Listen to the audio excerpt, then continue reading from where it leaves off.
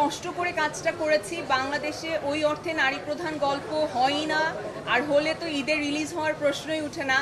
তো সেই ক্ষেত্রে সানি সারোয়ার ভাই এবং আমাদের প্রডিউসার ডিসিশন নিয়েছে যে তারা ঈদের সিনেমাটা রিলিজ করবে। এটা অনেক বড় একটা সিদ্ধান্ত ছিল এবং সেই সিদ্ধান্তটা তারা নেওয়ার সাহস করেছে। আমি মনে করি যে আপনাদের সাপোর্ট এবং আমাদের দর্শক যারা আসলে আমাদের সিনেমাটা দেখবেন তাদের সাপোর্টে আমরা সফল হব এবং পরবর্তীতে আরও ডিরেক্টর প্রডিউসাররা এ ধরনের সিনেমা বানাতে উৎসাহ বোধ করবে। আমি তো আসলে বিভিন্ন রকম চরিত্র এক্সপ্লোর করতে চাই, তো এরপরে আমি চেষ্টা করব ঠিক এই ধরনের পুলিশের চরিত্র না করতে।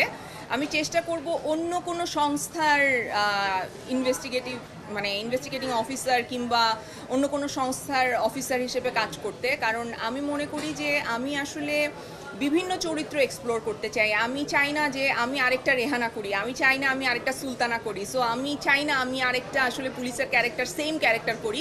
কিন্তু আমি আশা করব যে সানি সারোয়ার ভাই তো সবসময় আসলে পুলিশদের উপরেই কাজ করেন, সো সানি সারোয়ার ভাইয়ের প্রোডাকশন হাউস থেকে ডেফিনেটলি আরও অনেক এ ধরনের পুলিশের উপর গল্পের কাজ আসবে। আমি এটা আমার কাছে সানি ভাইয়ের সাথে কাজ করে এটা মনে হয়েছে। করছে না, আমি সারাদিন আজকে স্ট্রেসে কিছু খাইও নাই, বিকজ আমার কাছে মনে হচ্ছিল যে আমার পরীক্ষা যেটা রেজাল্ট দিবে, কিন্তু দর্শক যারা আসলে তাদের নিজেদের বাসার কাজ বাদ দিয়ে এবং মানে হয় না যে কোরবানি ঈদের সবাই খুব বিজি থাকে, সেই তার মধ্যেও যে আসলে দর্শক হলে আসছেন এবং সিনেমাটা দেখছেন, অন্যান্য সিনেমাও দেখছেন, সাথে এশা মার্ডার দেখছে, আমি সত্যি গ্রেটফুল। আর এই ভাইয়া মাত্র আমাকে বলল যে আসলে অনেক দর্শক এটা দেখে বলেছে যে নেক্সট এরকম আরও সিনেমা দেখবে কিনা।